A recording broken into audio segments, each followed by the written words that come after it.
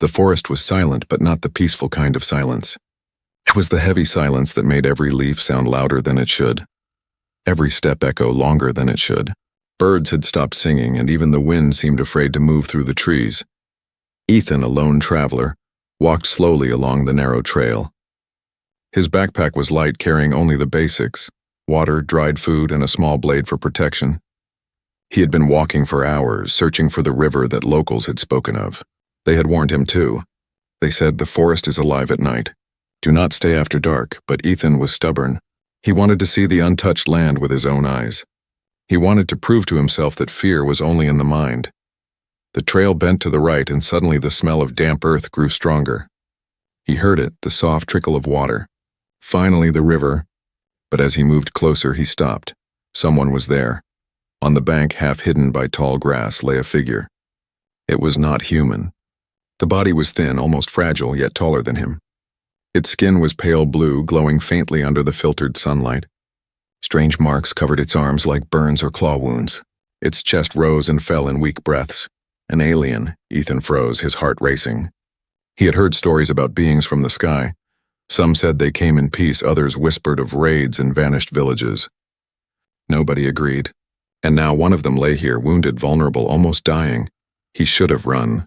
He should have hidden. But instead, his hand moved to his backpack. The alien opened its eyes. They were large, silver, and filled with fear. It tried to move, but pain twisted its face. The sound that came out was a weak cry, almost like a child's. Ethan's throat went dry. Very slowly, he pulled out his flask. He bent down, keeping distance, and placed it near the alien's trembling hand. "Water," he whispered, though he wasn't sure the alien could understand. For a moment, there was no movement. Then, with shaking fingers, the alien gripped the flask. Its long, thin hands looked too weak to hold it, but somehow it lifted the flask to its lips. The water spilled at first, running down its chin, but then it drank, slowly, desperately, as if this was the first kindness it had felt in years. Ethan watched in silence. He expected fear in those silver eyes. He expected suspicion, but what he saw instead was gratitude, pure and raw. The alien lowered the flask and made a sound, a soft hum that almost felt like a word. Ethan didn't understand, but he felt the meaning. It was thank you. He glanced at the wounds.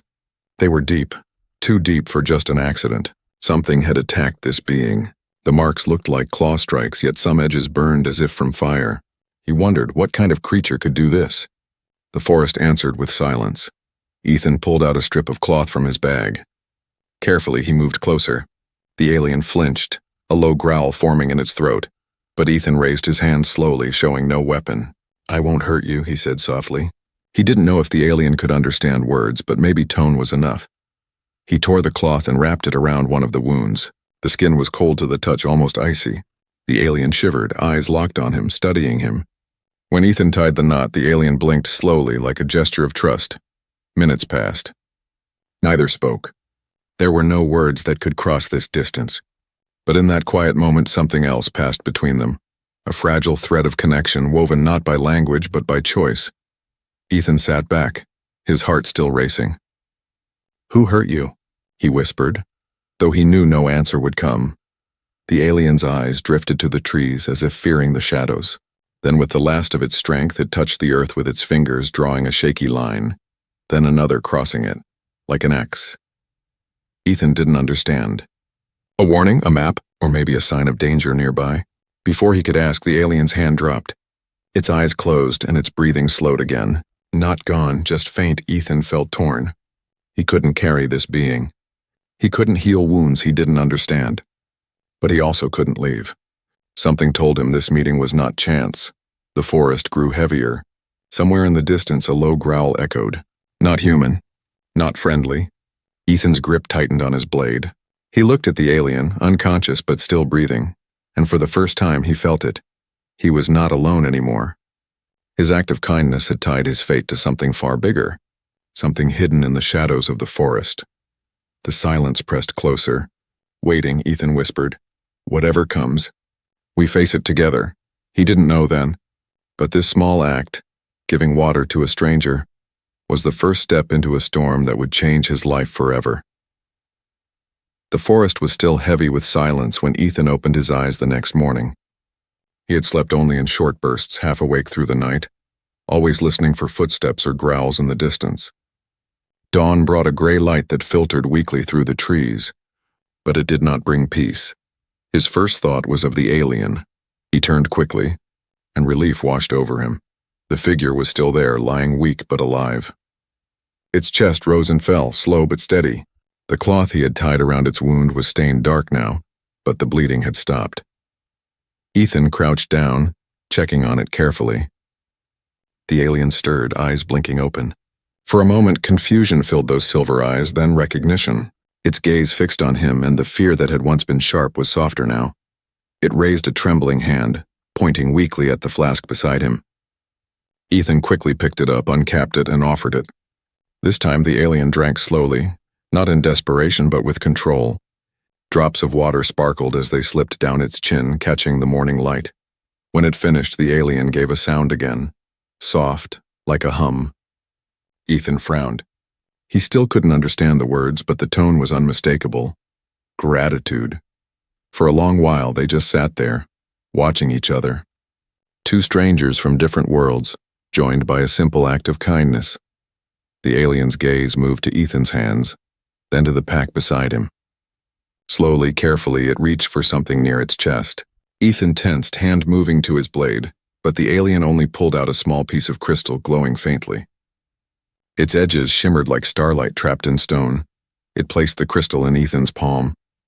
The human blinked. "What is this?" he whispered. The alien only lowered its head as if insisting. It was a gift. Ethan studied it. The stone was warm, pulsing faintly as though alive. A strange calmness spread through his arm just from holding it, but he didn't know what it meant. Was it a token of thanks or something more sacred? Before he could ask, a distant roar shook the air. Both of them froze. The sound was deep, primal, powerful. Trees shivered as though afraid. Ethan's heartbeat spiked. The alien's eyes widened with terror. Its body trembled, and it gripped Ethan's wrist with surprising strength, shaking its head, trying to warn him. Ethan tightened his grip on the crystal. He whispered, "You're safe. I'll protect you." The alien seemed to understand, not the words, but the intent. Its breathing calmed slightly, and it released his wrist. The silver eyes softened. For the first time, Ethan saw something new in them. Not fear, not pain, but trust. Hours passed in tense silence. Ethan gave the alien bits of dried food, which it examined curiously before tasting. It ate little, but even that seemed to restore some strength. As the sun climbed higher, the forest lightened. Yet the feeling of being watched never left. Ethan scanned the trees often, hand always near his blade. The crystal in his pocket pulsed gently as if reminding him that this was no ordinary day. The alien shifted, trying to sit up. Ethan hurried to help, placing a hand behind its back. The alien winced but managed to lean against a fallen log. It pointed again, this time not at water but at Ethan himself. Then pressing its hand to its chest, it made a sound. "Sha." Great, Ethan blinked. A name? Was it telling him who it was? He repeated softly, testing the sound. "Sharai?" The alien's eyes brightened, a faint glow flickering in their depths. It nodded slowly. Ethan smiled for the first time in days. "Share," he said again, more firmly. The alien's lips curved slightly, a faint, fragile smile. A bond had been formed. Not just through survival, but through names, through trust. Ethan no longer saw a creature from the stars. He saw someone who had suffered, someone who had chosen to live one more day because of his help. But deep inside, he also knew something dangerous. If this alien had a name, then it also had a people. And if one was here injured and hunted, then others might come. Would they come for peace? Or for revenge? The thought stayed heavy in his chest. Yet as Sharai leaned against him, whispering a soft hum that almost sounded like music, Ethan pushed the fear aside. For this moment, only one truth mattered. He had saved a life. And that life, fragile and alien though it was, had given him a gift of gratitude that no words could ever match. As the sun dipped lower and the shadows grew long, Ethan whispered to himself, "I don't know what's coming tomorrow, but whatever it is, we face it together." The forest answered with silence, but the silence now felt different, less heavy, less cold, because somewhere in that stillness a new bond had been born. The night passed slowly. Ethan barely slept, his ears sharp to every sound in the forest. The strange crystal that Share had given him still pulsed faintly in his pocket, warm against his skin. It felt like a heartbeat, steady and alive, as if reminding him that something larger was watching. When the first light of dawn broke through the trees, Ethan finally allowed himself a sigh of relief. The forest seemed calmer. Birds had returned to their songs, and the shadows of the night melted into soft golden rays. He turned to check on Share, but the place beside him was empty. The log where Share had rested was cold. The flask lay untouched, and the strip of cloth he had tied was on the ground, stained dark. The alien was gone. Ethan's chest tightened. He stood quickly, scanning the area. The grass was pressed down, showing faint tracks, light footprints moving toward the deeper woods. He called softly, "Share?" His voice trembled as it broke the morning air. No answer. For a moment he wondered if it had all been a dream. The silver eyes, the faint hum of gratitude, the glowing crystal. Maybe his exhaustion had painted illusions in the night. But the footprints were real. The blood on the cloth was real. The crystal in his pocket was real. Something inside him twisted. Why would Share leave? It was too weak to travel far. It needed help. Had it been taken? Or had it chosen to disappear before danger arrived? Ethan's eyes narrowed. The forest was never quiet without reason. He followed the trail. The prints were strange, light, almost vanishing on soft soil, but clearer near rocks. They bent toward the river, then deeper into the jungle. The forest grew darker as he moved, the canopy thick above. Every step felt heavier, as if the trees themselves disapproved of his pursuit. After a short distance, the track suddenly stopped. Not faded, stopped. No more footprints, no broken grass. It was as if Share had vanished into thin air. Ethan crouched, running his hand along the earth. It was warm, too warm for morning soil. He frowned and looked closer. The ground shimmered faintly like heat rising from a desert road. Then just as quickly, the shimmer vanished. Magic? Technology? Something beyond his understanding. He rose slowly, heart racing. The crystal in his pocket pulsed faster, as though responding to the spot where the trail ended. He pulled it out. The stone glowed brighter, light spilling through his fingers, humming softly. Ethan turned it, watching as the glow shifted in direction, faintly pointing deeper into the forest. The realization hit him. This wasn't just a gift. It was a guide. He pocketed it quickly and tightened his grip on his blade. If Share was gone, then this stone was the only thread connecting them. The forest around him rustled. Leaves shook though no wind blew. A branch cracked somewhere to his right. Ethan spun, blade ready, but saw nothing. His breath came fast, fogging in the cool morning air. Then he noticed something chilling. Silence again. The same heavy silence from before. The birds had stopped singing. He was being watched. "Share?" He whispered again, but this time his voice sounded small, almost lost in the thick air. Something moved between the trees, large, silent, and low to the ground. For a brief second, Ethan saw glowing eyes reflecting the dawn light. Not human eyes, not silver like Share's. These were golden, sharp, and predatory. The beast slipped back into the shadows before he could react. His grip tightened on the crystal. The hum grew stronger, almost vibrating in his palm. It seemed to push him forward, urging him not to retreat. He swallowed hard. "If this is a path," he muttered, "then I'll follow." But part of him wondered if Share had left on purpose to draw danger away from him. Or worse, to keep him from a truth he wasn't ready to see. The trail was gone, the forest heavy with unseen eyes, and the crystal his only compass. Ethan felt both abandoned and chosen at the same time. As the sun rose higher, casting long shadows across the jungle floor, he stood alone where the footprints ended. And in that silence, a single thought burned through his mind. The alien didn't vanish by chance. Something, or someone, had taken Share, and the forest was only beginning to reveal its secrets. Ethan stood frozen at the place where the footprints had ended. The forest seemed to breathe around him, heavy and alive. The crystal in his hand pulsed softly, but it gave no clear answers, only a faint glow that pointed deeper into the unknown. Then it came. A sound that did not belong to morning, did not belong to peace. A roar. It was deep and powerful, rolling through the trees like thunder. Birds scattered in flocks, their wings slapping the air as they fled. Monkeys screeched from high branches and disappeared into the canopy. The whole forest reacted in fear. Ethan's blood went cold. This was not the roar of a bear or any creature he had heard before. It was heavier, layered with a growl that rattled his bones. It sounded like hunger and anger together, as if some beast had just been unleashed from chains. He gripped his blade tighter, every nerve in his body screaming to run, but his feet stayed rooted. The roar came again, closer this time. The trees ahead shook, leaves falling like rain. For a moment, Ethan saw a shadow slip between the trunks. Massive, four-legged. The golden eyes he had glimpsed earlier flashed again, only for a second. Before the creature melted back into the foliage, Ethan whispered to himself, "Not human, not even close." The crystal pulsed harder, vibrating against his palm as though warning him, or maybe urging him forward. He couldn't tell. The silence after the roar was worse than the roar itself. No sound, no movement, only the heavy press of waiting. Ethan's heart beat so loudly he feared it would give him away. Then he heard another sound, softer, lighter. Not a beast, footsteps. He spun, blade ready. But what stepped from the shadows was not Share.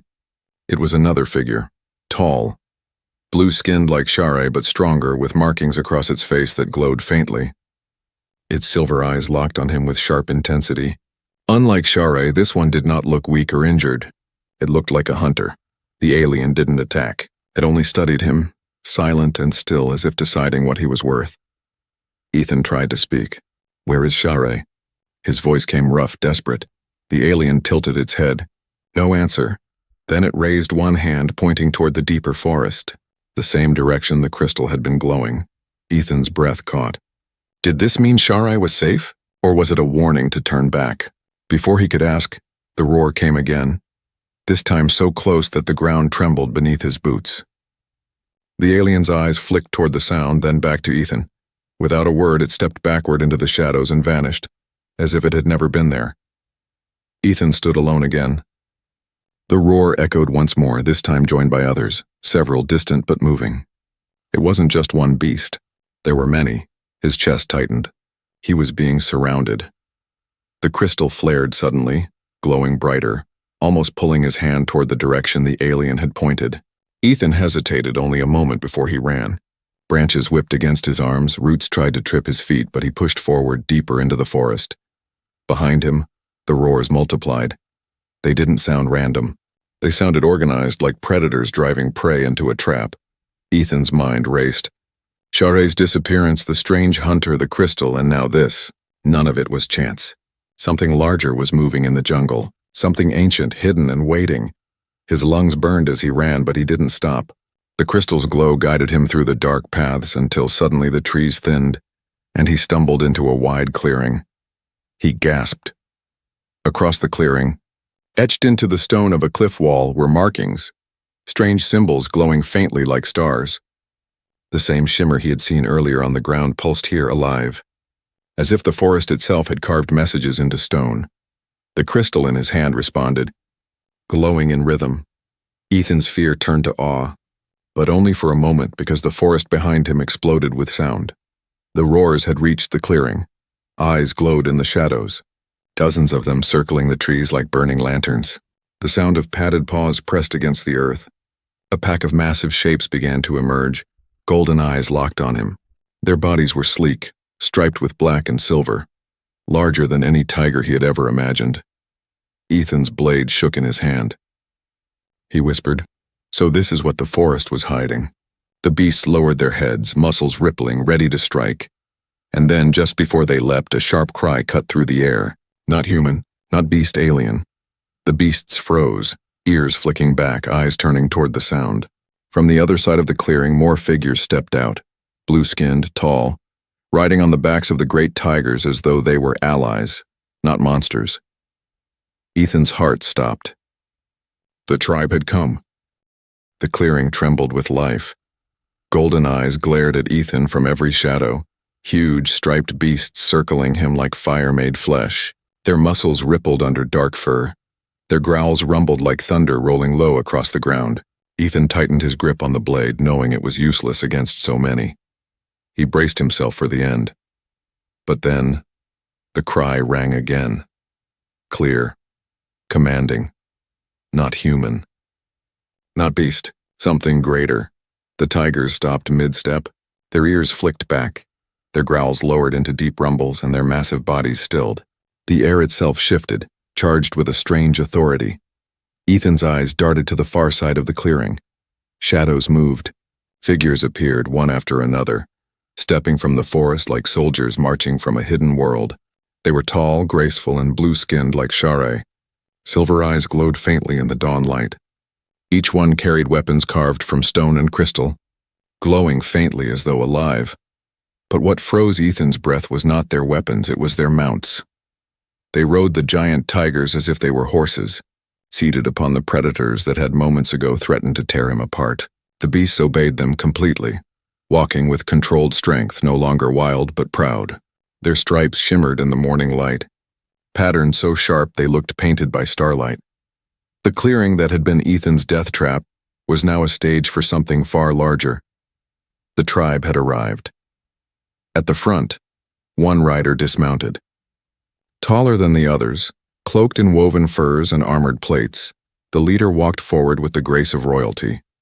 A necklace of crystal shards hung from his chest, glowing with the same rhythm as the stone in Ethan's hand. His silver eyes locked onto Ethan with piercing weight. Ethan's heart pounded. He had no words. The leader raised one hand. The tigers lowered their heads instantly, growls fading to silence. The clearing, filled with beasts moments ago, was now utterly still. Only the pulse of the crystal in Ethan's pocket broke the quiet. The leader's gaze dropped to Ethan's hand. Slowly, Ethan pulled the glowing stone into the open. The leader's eyes narrowed, then widened slightly. Recognition. He spoke, his voice deep and layered, the sound strange yet powerful.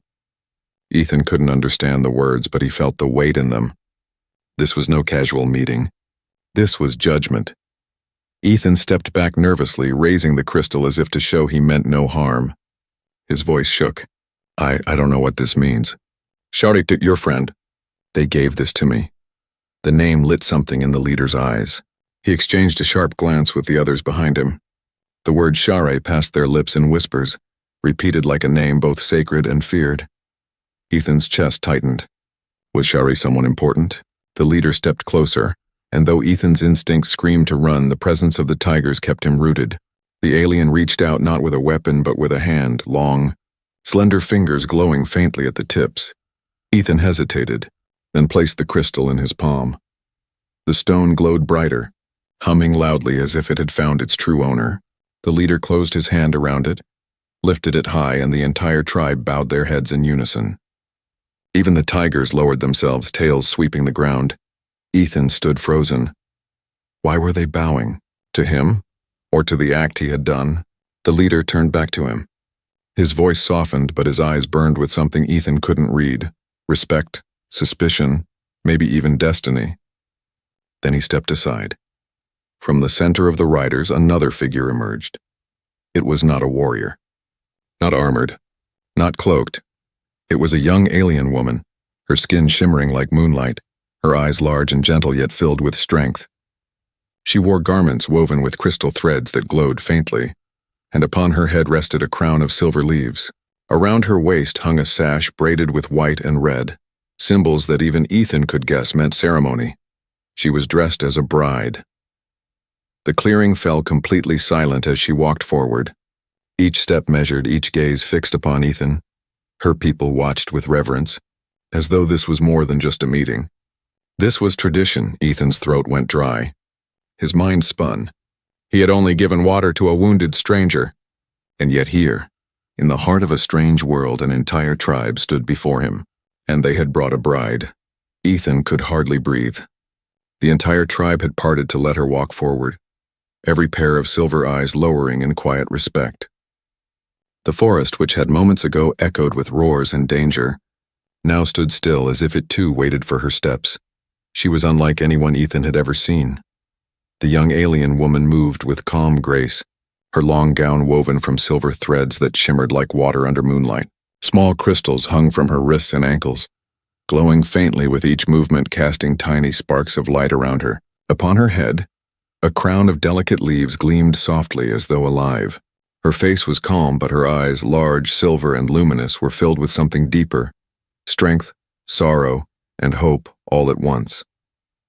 The tribe whispered softly as she passed. Ethan couldn't understand the words, but the tone was clear. This was not just a woman. This was someone sacred. Ethan's hand shook at his side. He wanted to step back, to run, to shout that he did not belong here, but his feet wouldn't move. He stood rooted as she finally stopped before him. The leader of the tribe spoke a few words in their strange tongue. The woman nodded once, then turned her full gaze upon Ethan. For a long moment, nothing moved. Not the trees, not the tribe, not even the tigers. Only her eyes locked on his, searching. Then slowly she bowed her head. Ethan's breath caught. She was showing respect. To him, his voice cracked as he whispered, "Why me?" She seemed to understand, not the words, but the feeling. She raised her hand, pale and slender, and pointed first to him, then to the sky, then to the crystal that the leader still held. Her expression softened, and though she spoke no word he could recognize, Ethan understood the meaning. Because you chose kindness. The realization shook him. All he had done was offer water. One simple act. Yet to them it was not small. It was everything. The tribe stepped forward as one, their heads bowed low, their voices humming in a soft rhythmic chant. The tigers lowered their heads too, tails sweeping the ground as though honoring a ceremony far older than Ethan could imagine. The leader placed the glowing crystal back into Ethan's hand. Its hum was louder now, pulsing like a heartbeat. Ethan stared at it, then back at the woman.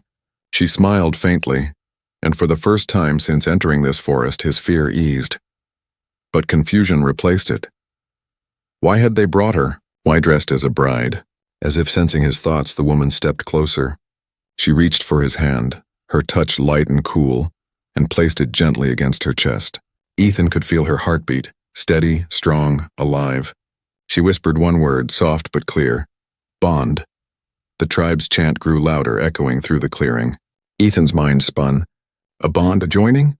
Marriage, was that what they meant? He shook his head, whispering, I don't understand. But she only smiled, her eyes shining with quiet determination. Her gaze wasn't pleading. It wasn't asking. It was telling. In her world, bonds were not chosen by tradition alone. They were born in moments of truth, and to her his kindness had marked him already.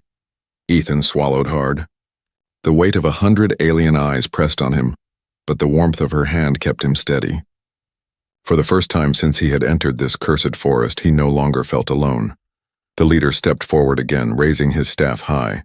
Light burst from the crystal shards along its surface, illuminating the clearing in a glow that painted every tree, every beast, every face with silver fire. The chant reached its peak. Ethan's heart pounded. He realized what was happening. This was no meeting. This was a ceremony, and he was at its center. The woman, no, the bride, took his hand and stood beside him. The tribe lowered their heads once more, and Ethan, standing in the middle of a foreign world, holding the hand of someone he had saved only by chance, understood the truth.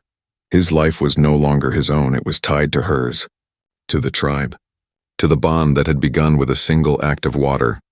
The bride's voice, soft and steady, whispered once more, "Together." And for the first time, Ethan did not feel fear in the word. He felt destiny. The clearing still glowed with silver light. The tribe stood in silence, their chant fading into whispers, their heads bowed low.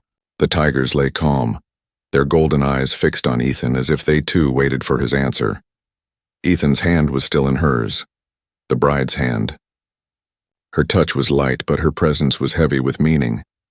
Her silver eyes searched him, steady, unblinking, filled with hope. The leader stepped closer. His staff shimmered, the crystal at its tip pulsing in rhythm with the one Ethan held. He raised it high and spoke in his deep, commanding voice. Ethan could not understand the words, but the message was clear. It was a question, a choice. Would Ethan accept the bond? Would he step into their world or walk away? Ethan's heart pounded in his chest. He looked around. An entire tribe, warriors and families, riders and beasts, had gathered not to harm him, but to honor him. All because he had given water to one who was weak. He looked at the bride. Her eyes softened when they met his, as if she could see his fear. She did not pull him, she did not demand. She only stood with him, waiting for him to choose. In that moment, memories flooded Ethan's mind. His life before this forest, a lonely road, endless travel, days blending into each other with no purpose. He had been searching for something, though he never admitted it. Searching for meaning, for belonging, and now in the heart of an alien world he had found it. But fear clawed at him. Could he live here? Could he trust these people? Could he take a bride from a tribe he did not understand? What if he failed them? The crystal in his palm pulsed harder, faster, like a heartbeat not his own. He realized it wasn't only his choice. Fate had already tied him to them. The bride stepped closer, her voice gentle. One word. Together. The tribe echoed the word in their tongue, voices rising in unison. The ground seemed to hum beneath him. The tigers lifted their heads as if roaring in silence. The forest itself leaned closer. Ethan's throat tightened. He knew then that walking away was no longer possible. The forest would never let him. Destiny would never let him. He raised his head, meeting the leader's piercing eyes. His voice was steady, though his heart shook. Yes, the clearing erupted. The tribe roared their chant louder than ever before. The tigers let out thunderous growls that shook the air but carried no threat, only power. The leader lowered his staff, striking it against the earth, and the crystals blazed bright, sending waves of light through the trees. The bride squeezed Ethan's hand, her lips curving into the faintest smile. Not relief, not surprise, acceptance. She had known he would choose this. The chant shifted into something softer, like a song. Warriors lifted their weapons high. Children of the tribe ran forward, scattering petals of glowing leaves into the air. The beasts circled once, their roars blending into the rhythm. It was not just a ceremony. It was a celebration. Ethan stood at the center, overwhelmed, trembling, but alive in a way he had never been. He had given water without thought, without reason. And in return he had been given a tribe, a family, a bride. As the tribe knelt one last time, the leader spoke a final word that Ethan could almost understand. Even without translation, chosen. The forest glowed brighter, and for the first time since stepping into its depths, Ethan did not feel like an outsider. He felt like he belonged. The bride lifted his hand again, placing it against her heart. Her voice, calm and clear, whispered one promise. Forever. And though the world he had known was far away, though the dangers of tomorrow still waited in the shadows, Ethan whispered back the only word that mattered. Together. The tribe roared once more, their voices rising with the beasts echoing into the sky. The forest thundered with life and the bond was sealed. Ethan had made his choice, and nothing would ever be the same again.